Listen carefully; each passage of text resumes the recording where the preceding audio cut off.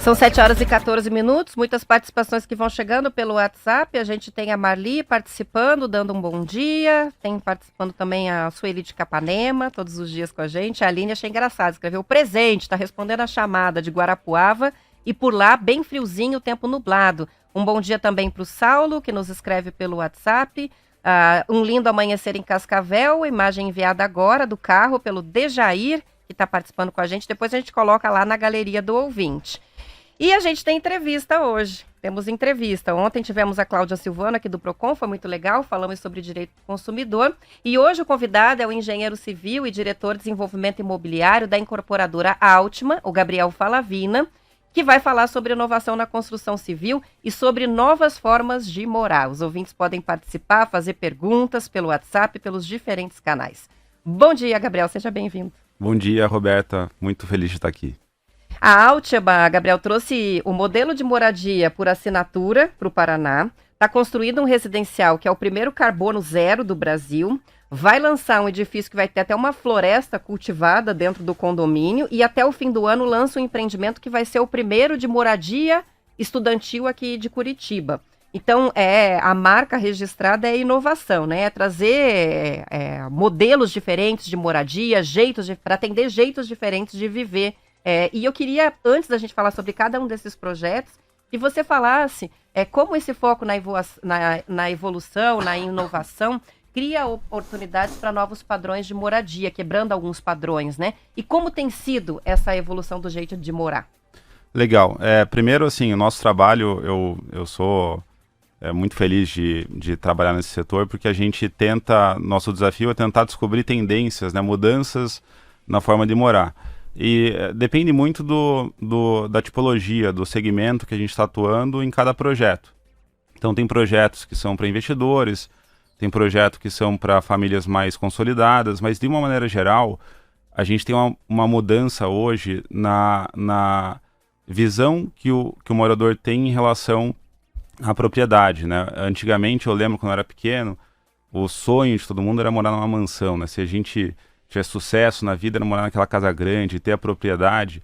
E hoje ainda existe esse público, mas também existe um público que é mais que é mais viajante, ou que tem uma vida mais dinâmica e que não tem tanto apego à propriedade. Então, e nem quer cuidar da manutenção de um imóvel muito gigantesco, né? Exatamente. E quer ter esse dinamismo, né? De, por exemplo, vamos supor um jovem recém-formado que está trabalhando numa grande empresa como uma Ambev, por exemplo, uma multinacional, e está em Curitiba hoje, mas amanhã ele recebe uma oportunidade em São Paulo.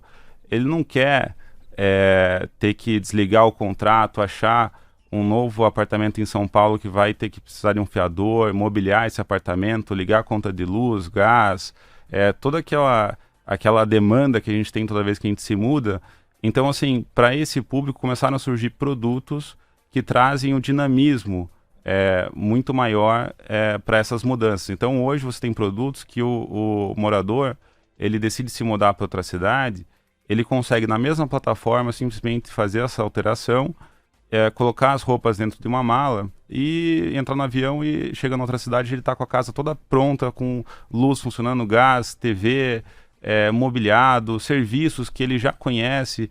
Então, esse aqui é só um recorte, né, nesse público específico, mas de como o mercado imobiliário tenta se moldar para demandas que vão surgindo com mudanças comportamentais, né?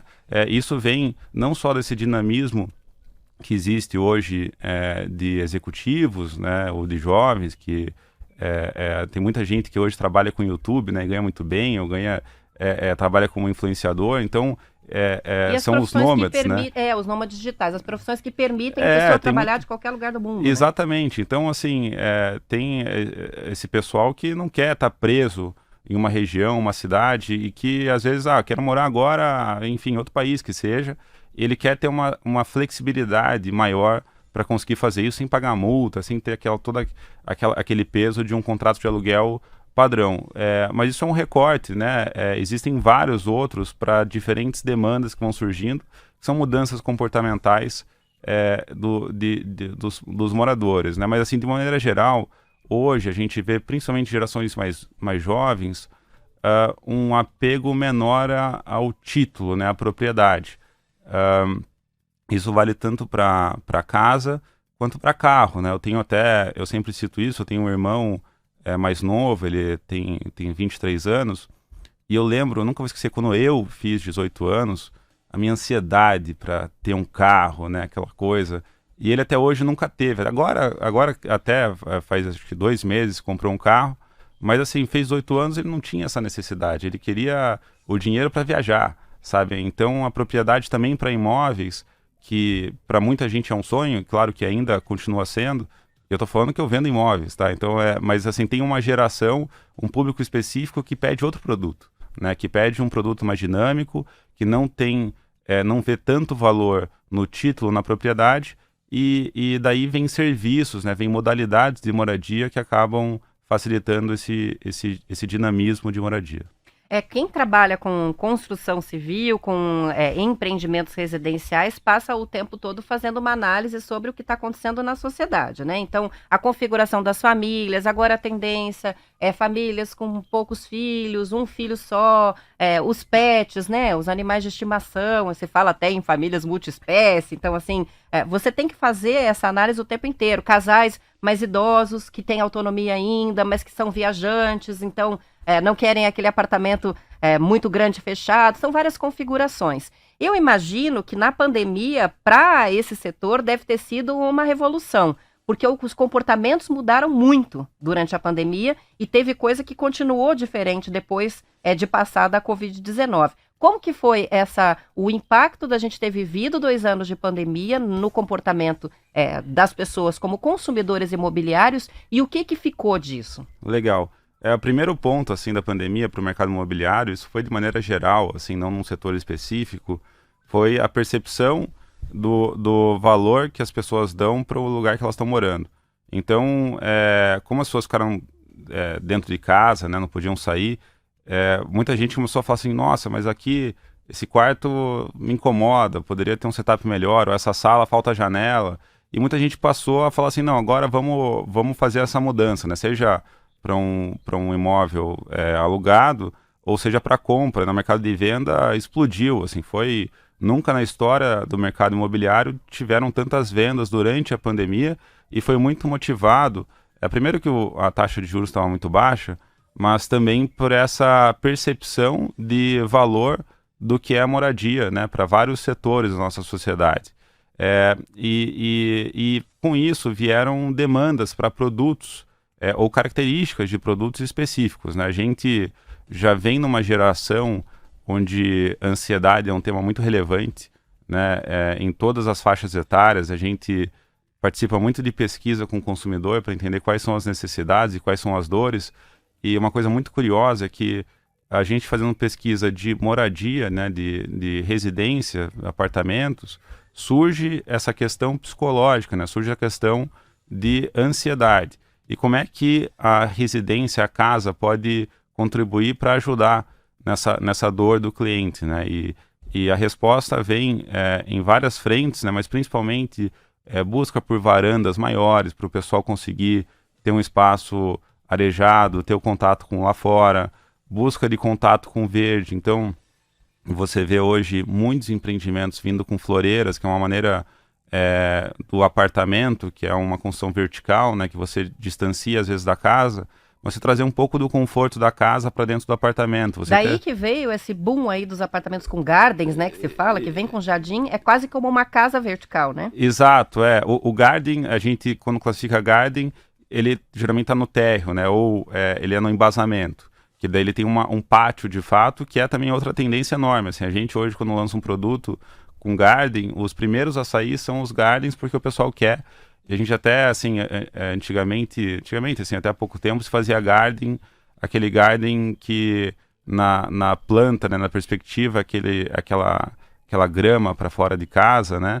E daí na entrega aquele concretão, né? E daí fica para varal. E hoje a gente fala, não, esse garden tem que ser com grama natural mesmo, porque o que o cliente quer é estar com o pé na grama, é estar com contato com o verde. Surgiu uma demanda de contato com a natureza mesmo. Super, super. Então, assim, isso tem muito a ver com essa questão da ansiedade, com o que a gente consegue é ter o nosso refúgio, o nosso cantinho, que nos distancia um pouquinho, assim, daquele, às vezes, caos urbano, né?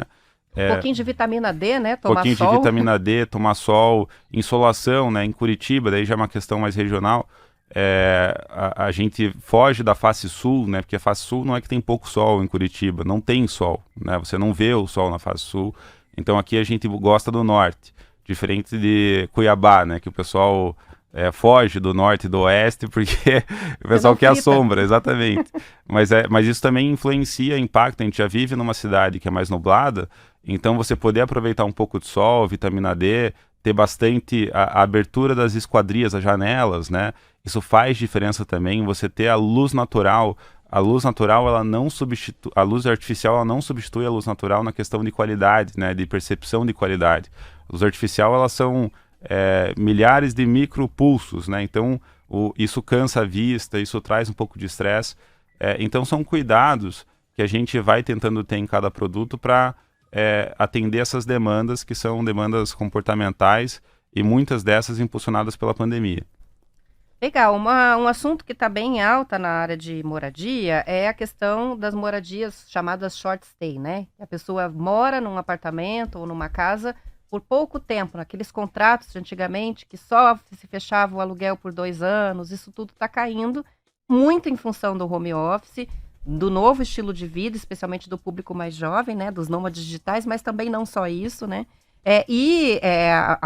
Está quase concluído aqui o edifício que vai ser o primeiro construído em Curitiba só para moradia por assinatura. Isso. Explica o que é essa história de moradia por assinatura, que bombou em São Paulo e que agora chega com força aqui também no Sul. Legal, então esse edifício é o Vibe, ele fica ali no Água Verde, na frente da Maternidade Santa Brígida, e é muito legal esse conceito que atende exatamente esse primeiro público que a gente falou, que é um público mais nômade, mais dinâmico, que não quer ter que tem demanda por serviços, por um produto de qualidade, mas não quer se prender a mobiliar o apartamento, a fazer um contrato com o fiador, a ligar todas as contas de luz, gás, enfim, no nome dele. E daí surge a House. Eu gosto de contar um pouco assim do contexto de como ela surgiu, porque eu acho interessante. A gente sempre quando, por exemplo, ia para uma outra cidade e precisava ficar em algum lugar por alguns dias ou até por algumas semanas, você só tinha opção de hotel, né? Isso por muito tempo sempre foi assim. Na virada do século, quem já tem mais de 30 anos acompanhou a vinda da Accor para cá. O que mais marcou foi a rede Ibis, né? Então, antigamente, você ia para uma cidade que nem a cidade da minha família, São José do Rio Preto, interior de São Paulo, você tinha que ou pegar o guia 4 rodas, ou conhecer um hotel, ou perguntar por indicação, e você ia parar num hotel local ali. O que veio a rede hoteleira, né? O que mudou? Você vai hoje para uma cidade que você não conhece, mas se você vai ficar num Ibis, né? Seja um Ibis Budget, até um Four Seasons, você tem um padrão que você conhece e isso tem um valor, né? Porque você não vai ter surpresa. E o mercado, depois de algum tempo, surgiu o mercado de Airbnb, que começou a colocar apartamentos para meio que competir com o hotel, né? Você vai hoje para São Paulo, você tem a opção de ficar num apartamento ou ficar num hotel. O Airbnb é um pouco mais acessível, traz um pouco mais de conforto de casa, perfil um pouco diferente, mas ele tinha um problema, uma grande desvantagem em relação ao hotel, que ele não tem padrão. Então, por mais que tenha nota ali, que vai de 1 a 5 estrelas, o meu 5 estrelas, o do Gabriel aqui, não é igual ao da Roberta, né? Que não é igual ao do João. Então, cada um vai ter seus 5 estrelas. O que é os 5 estrelas, né? E com isso tinha um gap ali que era, olha, vamos pegar esse mercado de apartamentos residenciais e padronizar com um padrão de mobília, um padrão de limpeza, um padrão de serviço, um padrão de áreas comuns. E daí surgiu a House, que é uma empresa que surgiu da Vitacom, que é uma incorporadora de São Paulo, que só por muito tempo focou em apartamentos compactos, e eles trouxeram esse produto que, para o consumidor final, por exemplo, eu tô em Curitiba, eu tô em São Paulo, já conheço um House, hoje tem, acho que em mais de 20 cidades no Brasil, está bem pulverizado, mas eu tô em São Paulo, quero ir para o Rio de Janeiro, não sei onde eu vou ficar, eu tenho uma opção padronizada não só em hotel, eu tenho também num prédio residencial, onde eu posso ficar algumas diárias, ou também posso fazer um plano de assinatura, que é bem interessante, assim. Então, aquele público que a gente mencionou no início, né, que é esse público mais dinâmico, o nômade, por exemplo, ele pode estar em Curitiba, em São Paulo, Rio de Janeiro, ele tem um produto em outras cidades que tem as mesmas características e que atende ele. A gente vai falar mais um pouquinho sobre esse assunto, mas agora são 7h29, eu vou encerrando o bloco estadual, depois do intervalo você acompanha o noticiário da sua região, eu volto parte do Paraná, com transmissão que continua no YouTube até às 8 horas da manhã. Para os ouvintes que ficam, boa terça-feira e até amanhã. Aos demais, a gente já volta. Seja bem-vindo, muito prazer. Você está na melhor, você está sintonizado na T-News. São 7h33, um bom dia para o Alexandre, nos ouve de Faxinal, participa pela transmissão aqui no YouTube, também a Silvana de Cascavel nos escreve pelo mesmo canal, temos participações que chegam pelo Facebook, quem está sintonizado aqui com a gente, o Delmar participando, a Cris Albres também, o Amauri nos escreve também pela transmissão, a Umbelina comenta sobre a dengue, né, que não é só cuidar do quintal, mas também das ruas, tampinhas, marmitas, garrafas nas calçadas que acumulam água. Está escrevendo para a gente a Ubelina. Um bom dia para a Marilda, para o Altair. E a gente está fazendo agora a entrevista com o engenheiro civil, diretor de desenvolvimento imobiliário da incorporadora Altima, o Gabriel Falavina, que é nosso convidado no estúdio, está falando sobre o mercado imobiliário, os novos jeitos de morar.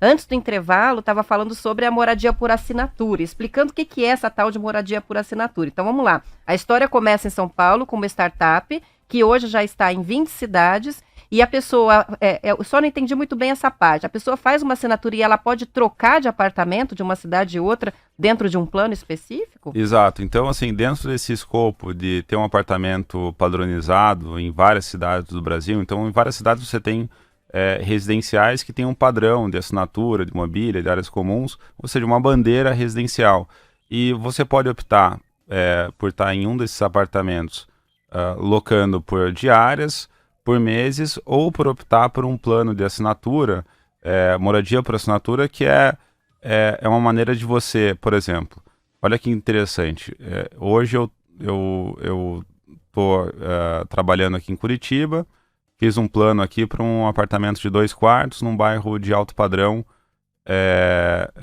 num prédio da House. E eu mudei de emprego, eu preciso ir para Brasília, e ao invés de fazer um distrato e buscar uma nova, mesmo que seja na mesma plataforma, buscar uma nova moradia para fazer de novo um contrato, eu simplesmente vejo qual unidade ou quais unidades são compatíveis dentro desse plano de assinatura, eu coloco minhas roupas dentro da minha mala e eu simplesmente mudo de cidade e entro no outro apartamento em Brasília. E isso pode acontecer diversas vezes. E daí, por exemplo, eu me casei, eu posso fazer um upgrade e aumentar meu plano para um apartamento de 3 quartos. Ou eu me divorciei, né, que infelizmente não é tão incomum, você daí faz um downgrade para um estúdio. Não preciso mais de tantos quartos. Exatamente, seja lá qual o motivo, né. Então é muito legal porque é uma modalidade nova, né, de moradia que está surgindo ainda. Claro que existem várias adaptações que estão sendo feitas, mas é exatamente para atender esse perfil de cliente que não quer estar preso ao imóvel, que quer ter um dinamismo não só de locar e deixar de locar, mas na mudança que seja uma maneira a mais simples possível. Legal, a Sônia participa com a gente, ela disse que quer o contato desse engenheiro para ver como é que são esses estilos de varanda, essas floreiras que você descreveu aí dos prédios novos. Em Curitiba, muito tendência a isso mesmo, né? Mas aí a gente tem quem escreveu aqui sobre a questão das varandas em Curitiba que tem que fechar, né? Muitas vezes com vidros por causa do frio. É o Coube de São José dos Pinhais. Legal. Ele disse que está gostando da entrevista, principalmente porque eu sou corretor de imóveis. Ele falou só que varanda em Curitiba muitas vezes precisa fechar com vidros. Né? Até assim, isso é um pouco polêmico, assim, porque assim, em teoria não pode, mas todo mundo fecha, né? Então, assim, a gente já faz isso até em São Paulo, a gente faz muito que a gente chama de benchmarking, né? Que é em outras empresas entender até em outras regiões, entender o que está sendo feito, né, para que a gente possa se inspirar no que está sendo feito de melhor. E lá eles são até mais agressivos, eles fazem aquelas varandas grandes e até no decorado eles já deixam fechado, né? Então eles só fazem, tem uma questão de aprovação de projeto na prefeitura que acaba incentivando a preservar essas áreas abertas até a entrega. Mas a gente sabe que a maioria dos condomínios depois acaba fazendo o fechamento exatamente porque boa parte do ano a gente não consegue ter uso de uma área que está toda aberta, né? Então o curitibano ele acaba adaptando para um formato que, quando ele quiser, ele vai ter esse contato, essa varanda, essa ventilação, mas num dia como hoje, né, um dia mais frio, ele quer ir para a varanda, ler um livro, ele consegue daí fazer esse fechamento. Às vezes as varandas também, muitas vezes, tem a churrasqueira, né? Então vira uma área social, mais uma área social do apartamento, que se está aberta no inverno não consegue usar, né? Exatamente. Até essa questão de churrasqueira é também muito regional. E aqui em Curitiba não existe fazer apartamento, claro, tirando apartamentos de 20 metros, esses estúdios, mas não existe fazer apartamento sem churrasqueira, que é um momento de estar junto com amigos. É quase como entregar um apartamento sem banheiro. É quase isso. Tem até um caso emblemático aqui em Curitiba, eu não vou citar o nome do projeto, mas quem é do mercado provavelmente sabe qual é, que já faz um tempo isso, mas que ele é uma empresa de São Paulo, veio para cá, fez inteiro uma edificação grande, sem churrasqueira, e teve que quebrar todas as varandas para colocar a churrasqueira, porque não vendia. Que é uma questão assim, o pessoal falou, não tem por que eu morar aqui, eu não vou comprar um apartamento novo, se não posso fazer meu churrasquinho, né? Então, e tem que ser a carvão, não tem essa de churrasqueira a gás. O estilo americano, né? Que eu acho até que tem um pouco de preconceito, assim, se me permite, porque fica bom também. Mas o curitibano, assim como o gaúcho, né? E até o paulista hoje, gosta de fazer o churrasco a carvão, porque é o ritual de fazer o churrasco, né? Dá aquela trabalheira, fica sujo, mas o ritual é importante. Então são características aí que a gente tem que estar atento. Se errar numa dessas, acaba sendo uma falta grande aí pro produto. É que nem condomínio no Rio de Janeiro sem piscina no centro. Exato. Pelo menos uma piscina compartilhada tem que ter, né? Isso mesmo. O Marcelo Andreoni está escrevendo para gente, dizendo que está achando muito interessante esse assunto da moradia por assinatura. Também a participação da Leandra, que escreve para a gente na transmissão do YouTube. Entrevista top, muito bom conhecer sobre as tendências do mercado imobiliário de Curitiba. Ela que é corretora em Cascavel e nos acompanha. E a Andréia escreve perguntando, pela percepção dela, né, a questão da tendência dos apartamentos tipo estúdio. O que é o apartamento tipo estúdio e é uma tendência para que público? Legal. Então, esse produto, né, a gente gosta de separar em dois públicos, porque o estúdio, geralmente, quem compra não é o usuário final. Então, você tem um público investidor que acaba comprando esses estúdios para renda, né? Então, um cara que quer investir num apartamento para gerar aluguel, né? Para ter uma renda de aluguel. Às vezes compra até mais de um, né? Muitas vezes compra mais de um. É comum ter investidores que têm um portfólio, alguns até montam imobiliária, Roberta, para fazer a gestão desse portfólio.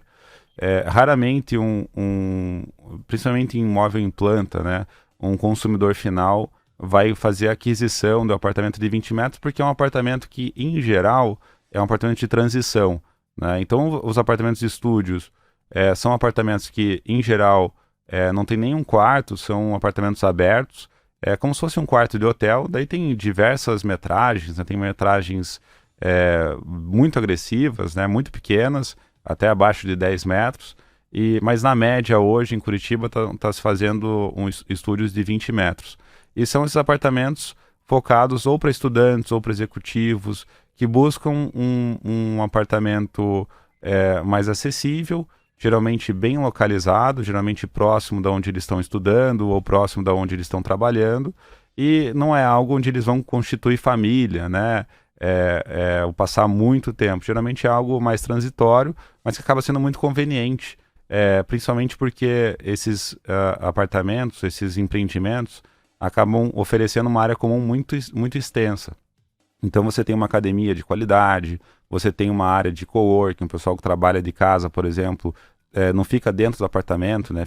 Daí tem uma contrapartida na área comum, para você ter uma área super generosa para isso. Piscina, salão de festas, enfim, uma série de atributos que são extensões do apartamento, né? Para que o morador ele vai para o apartamento mais para dormir, mas durante o dia ele passa nessas áreas comuns ou sai ali do empreendimento e vai estar trabalhando geralmente muito próximo do trabalho ou da onde ele está estudando. De que maneira, Gabriel, as parcerias com startups, a adoção de novas tecnologias está influenciando e transformando o mercado da construção civil? E aí eu estou falando mais de empreendimentos residenciais. Legal. Tem muita coisa surgindo. Engraçado isso, Roberta, porque o mercado imobiliário ainda é muito arcaico, principalmente na parte construtiva. A gente constrói ainda muito semelhante a como se construía há 50 anos, por incrível que pareça. E hoje a gente vê uma revolução em startups motivada por vários fatores, mas desde a parte construtiva até soluções como essa da House, que é uma startup, né, de trazer uma moradia diferente, conceitos de moradia diferente, até na forma de mostrar o imóvel. A gente, na Altima, trabalha com imóveis na planta. Então, você tem um desafio que o imóvel não está pronto. Então, como é que a gente mostra esse imóvel, né? E cada vez mais você tem tecnologias imersivas, você consegue antecipar experiências que você só vai, de fato, vivenciar depois de 3 anos. Então, isso foi muito útil na pandemia, né? Super. As pessoas poderem fazer uma imersão mesmo, né? Pelo tour virtual dentro dos empreendimentos, sem poder fazer a visita, nem ao decorado por causa da pandemia, né? Exato, isso, olha que engraçado, né? A gente teve o recorde histórico de vendas no momento em que os plantões de venda estavam fechados. Então, o mercado se reinventou na maneira de mostrar os imóveis, anunciar os imóveis, de atendimento também, porque o imóvel é uma aquisição que tem um grau de importância muito grande, né? Na prateleira, geralmente, ele é o produto mais caro que uma família vai adquirir. Então, ele ainda passa por um atendimento personalizado, o papel do corretor de imóveis, né? Um papel super importante, muita gente não consegue ter percepção disso, mas é quem vai estar contribuindo para garantir que seja feita uma boa transação, para que aquele dinheiro ali acumulado às vezes por uma vida inteira seja bem gasto. Então os corretores passaram a se adaptar a plataformas online também para atender, e essas ferramentas de conseguir mostrar já toda a volumetria, o tour virtual, imersões em 3D, e outras formas de mostrar os atributos, até as lives que antes a gente fazia lançamentos, alugava um auditório, né, uma sala de convenções e colocava lá todo mundo para assistir. E olha só que legal, a gente atingia antes 200, 300 pessoas, hoje você atinge milhares. Por exemplo, a gente vai lançar um produto de moradia estudantil aqui em Curitiba, eu consigo mostrar ao mesmo tempo que eu estou mostrando para um corretor curitibano que está do lado do meu escritório, eu estou mostrando para um corretor de Cascavel, por exemplo. Então tudo isso facilita também para os compradores que têm um contato mais fácil com produtos que eles têm interesse. E aproveitando que você mencionou, o que é essa moradia estudantil? O que é esse novo modelo que vai chegar aqui? Roberta, isso é o projeto que mais nos motiva hoje, porque é um projeto, não é só um negócio, assim, ele é um legado que a gente vai deixar para a região ali, para os estudantes que são ali da PUC de Curitiba. Ele é um terreno ímpar, é um terreno que fica em frente à PUC-PR. Nós estamos fechando uma parceria com o Grupo Marista para estar de mãos dadas com eles. E basicamente é um empreendimento que hoje não existe ainda no Paraná esse conceito.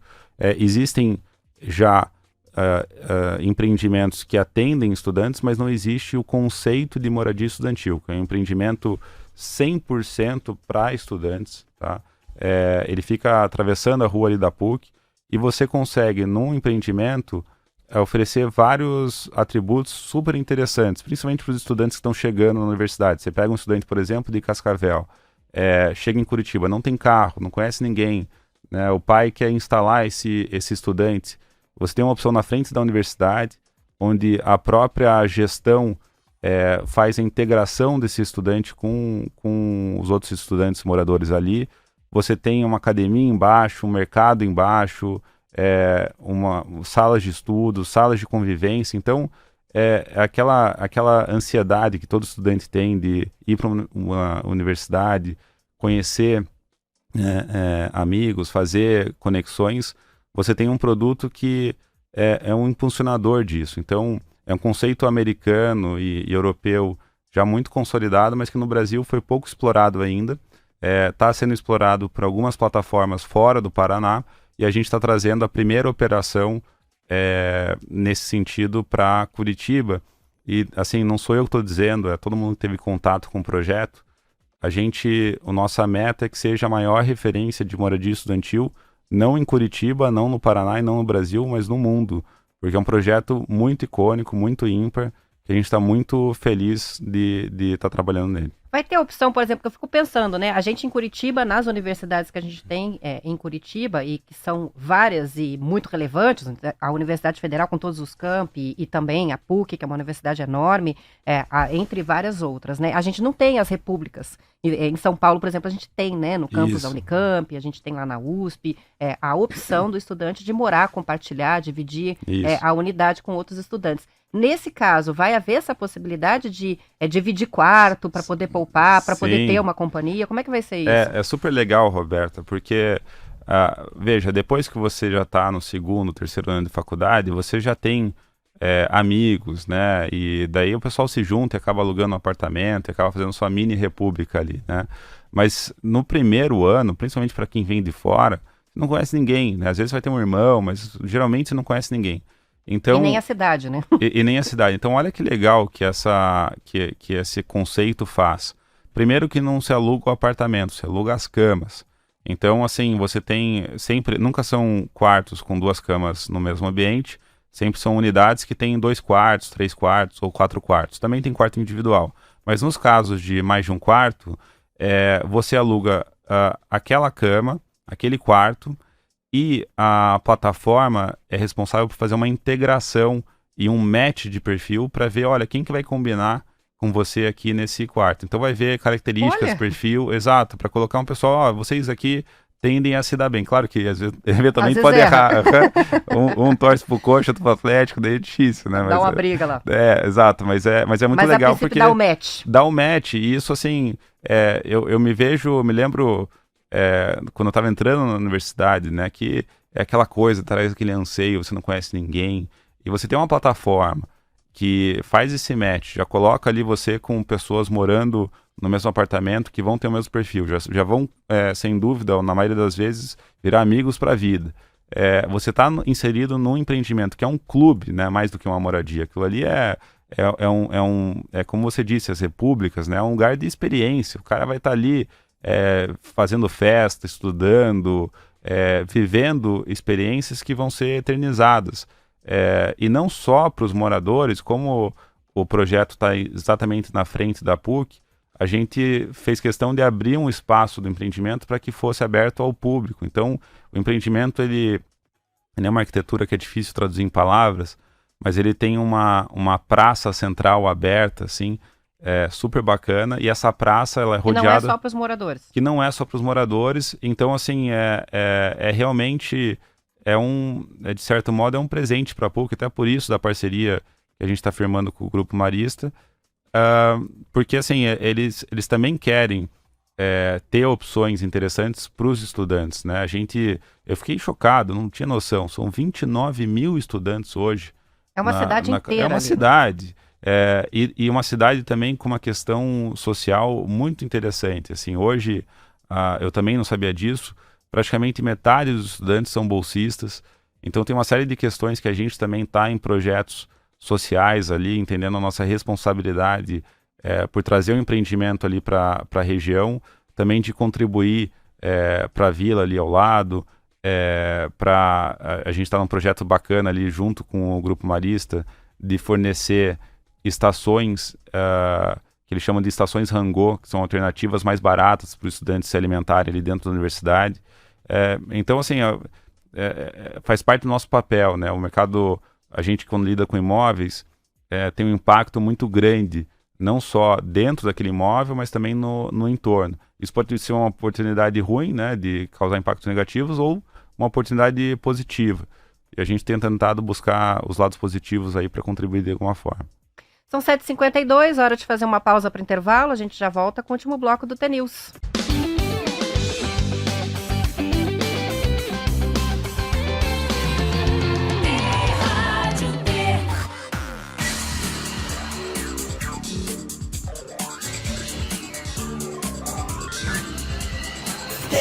News. São 7h54. Hoje o assunto no TNews é a construção civil, o mercado imobiliário, as tendências. A gente está com o diretor do desenvolvimento imobiliário da incorporadora Altima, o Gabriel Falavina, aqui no estúdio. Vamos concluir a conversa falando sobre sustentabilidade, que é um ponto que a gente não pegou aqui e que é um ponto super forte, né? De influência hoje no mercado imobiliário. A gente vê lançamentos pela cidade, principalmente por Curitiba, certificações e esses diferenciais de sustentabilidade que chamam a atenção do consumidor em todas as áreas, inclusive nessa área da moradia. A Altima trouxe, está construindo, né, o primeiro edifício carbono zero do país. Como que isso é possível? Como é que vai ser feita a compensação? O que é um edifício carbono zero? Legal. Então é um edifício neutralizado em carbono, então evidentemente a gente não tem como zerar emissões, né? O que a gente faz, então, a gente não, tem uma empresa, né? Uma metodologia para que a gente consiga levantar quais são os impactos de todo o ciclo da construção de uma edificação, entender o que a gente pode mitigar, e daí, assim, chegando num resultado final de emissão de carbono, a gente vai em busca da compensação, e foi muito legal porque a compensação foi feita aqui em Antonina, então aqui ao lado. A gente até levou os clientes para conhecer a área que a gente acaba preservando. Foi um trabalho junto com a SPVS que tem essas reservas, e a gente então compensa integralmente. Foi muito bacana porque foi o primeiro multiresidencial do país a estar fazendo isso, foi capa da Folha de São Paulo, a gente teve bastante repercussão, e é uma tendência de consumo. Assim, hoje os clientes, eles olham não só localização, planta, fachada, características do produto, mas eles também querem saber, a empresa por trás é uma empresa responsável, o produto, ele é um produto considerado um produto verde, e é muito bacana, assim, porque a gente não tinha tanta conexão com potenciais clientes que valorizam isso, mas a gente começou a conhecer aqueles clientes que ligam o chuveiro, deixam o baldinho para não gastar água, sabe? O pessoal que tem um setor hoje no mercado, um perfil, né, comportamental, que valoriza, que é muito responsável e antenado com a questão sustentável. É um consumidor consciente, né? Exatamente, consumidor consciente. Então, em todas as frentes, não só no mercado imobiliário, né, você vê hoje você vai comprar uma passagem de avião ou vai pedir um iFood e você tem lá as opções que emitem menos carbono, né? E tá ali não é por acaso, tá ali porque existem clientes, consumidores engajados com essa pauta. Então, o mercado, que é um grande vilão na questão de emissão, nós temos uma responsabilidade muito grande de encontrar alternativas, encontrar maneiras de mitigar esse impacto no meio ambiente. Como que isso vai ser feito na prática? Então tem a parceria com a SPVS e aí a compensação vai ser feita ajudando o projeto deles de conservação lá? Exato. Então a gente acaba financiando a preservação de toda uma mata, né, uma reserva, e daí tem os cálculos, por exemplo, em cada árvore que é plantada e mantida ali, existe uma compensação X. Então é uma área bastante grande, é um projeto que se estende por alguns anos e que acaba daí compensando 100% das emissões. Então é como se aquele empreendimento ele surgiu, mas ele não causa nenhum impacto negativo ao meio ambiente. Na questão de carbono ele foi neutralizado, a gente compensou de alguma forma. Legal, são 7h58. Para a gente fechar, quais são os principais desafios, Gabriel, para a construção civil do ponto de vista da sustentabilidade hoje? Quando eu digo, eu estou falando sobre energia, sobre a economia de recursos naturais. Quais são os desafios hoje no Brasil? Legal. Bom, primeiro o desafio construtivo. Assim, a gente tem uma metodologia construtiva ainda muito arcaica, que é uma metodologia com tijolo, argamassa. A gente ainda não tem total aderência para metodologias que a gente chama de metodologias construtivas secas, né, que geram menos desperdício, menos resíduo, geram conforto térmico acústico superior, mas tem um custo e uma resistência cultural ainda muito forte, né, que é muito consolidada em países europeus, Estados Unidos, e aqui até que a gente tem clima, é uma questão importante, a gente tem clima europeu em Curitiba, mas tem uma metodologia construtiva igual ao do restante do Brasil, então acaba sendo um desafio. Mas existem várias frentes que devem ser abordadas, e o primeiro ponto é a iniciativa da instituição, da incorporadora, de tomar a frente, mesmo que não se pague no primeiro momento, mas apostando na sustentabilidade, porque o consumidor acaba vindo Dá retorno. e dá retorno, exato. Muito obrigada pela entrevista, Gabriel. Uma boa terça-feira. Até a próxima. Muito obrigado, Roberta. Bom dia a todos.